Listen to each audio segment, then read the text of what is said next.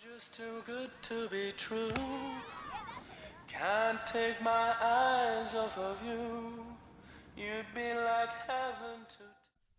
And hello, this is Ben Robbins here from the Lost World of Movie Props, and this one, bear with me with this one. This is. I'm not trying to pull things out of thin air with this one. I'm actually trying to get a fan theory across, which I've come up with myself. Well, I hope I'm the first one to come up with this one. But so with fan theories, I love fan theories. For example, you got the Titanic and the Terminator film. How Titanic's the prequel to Terminator.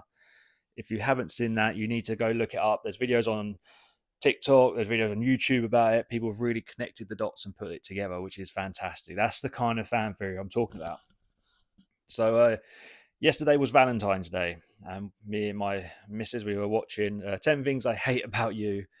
It's a really great film. We both love it. You know, it's one of those little, we always put it on once in a while. But it got me thinking because Heath Ledger's in it, and he's the Joker. And if you watch Heath Ledger all the way through it, there's loads of signs in that film he's going to become the Joker once he leaves school because he's not going off to college or nothing. So let me get you some examples going, and you can go back and check these out. And I'm going to put pictures up and clips in this as well. So you've got Heath Ledger and the Joker. Joker is very good with knives, it's his thing. So's Heath in Tell Me About You. He's called Patrick in it. So there's a few scenes where he has a knife and he's got the knife skills and he stabs a dead frog and stuff. So that's your first clue. Second clue is he does a song and a dance in 10 Things I Hate About You, which the Joker then dances on the stairs in another film. I know that's played by a different character, but it's still the Joker. And I did see online there was some sort of little tribute put there anyway for Heath. That's why that little scene was done. Not 100% sure if that's facts or not, so don't take my word for it. But again, some of the dance moves that Heath does in 10 Things About You, he does as the Joker. We've also got his girlfriend in it in 10 Things About You, Kat. She's obviously she's like him, bit of an outcast and that. Obviously they fall in love and they get together in the end. But she's going to go off to college and become a therapist in 10 Things About You. That's what she's going to do. So she is Harley Quinn. Okay. And obviously, Harley Quinn and the Joker, they reconnect in the future and they get together and they become the duo. But there's a scene which really sold it for me in 10 Things I Hate About You.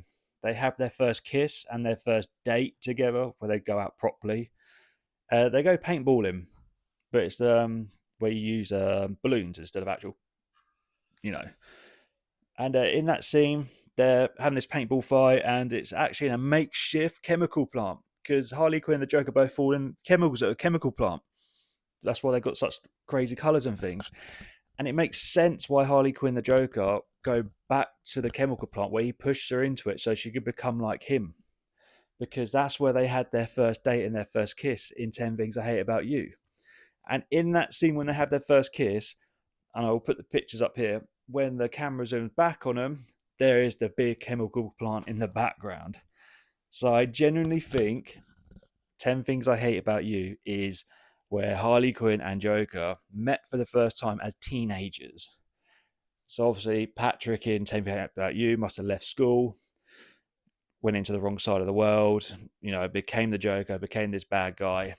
She went off to college, got her degree, but they re-meet, and hence why the Joker's in a chemical plant anyway when he gets turned into it, because it's his heart is where his heart is, obviously he's heartbroken, the Joker, and obviously he gets Harley Quinn. And I just thought 10 Things I Hate About You is definitely the prequel, whatever you want to call it, to the Joker and Harley Quinn. It's where they first met, and this is pushing the boat out. What's it? I've got it on my phone. I've got my phone here all. So in the latest Batman win, when we had Tom Hardy, we had Nightwing in there, didn't we? It's Nightwing who becomes Robin, who was Joseph Gordon-Levitt, who plays Cameron in 10 Things I Hate About You, who goes out with Kat's sister. So technically, he's at the same high school as them. So it would mean, obviously, he grows up to become a police officer. So he's part of the Gotham world. He's still part of their little. He was at school with them when they were teenagers. Obviously, in 10 Things I Hate About You, he's an army brat. He's not adopted, or maybe that's a cover story the school just tell people to stop him getting bullied. So yeah, Nightwing's even at the same secondary school as them. I'm sitting there watching it. I'd had a few double vodkas when we were watching it, and we'd had a big Chinese, and I was putting it together. And it was a bit of a joke sort of thing when we were having a bit of a laugh, and I was like, yeah, really pushing this, and it all starts to fall into place a little bit. So yeah, let me know what you think in the comments. Let me know if you think I'm just absolutely crazy, if I'm onto something.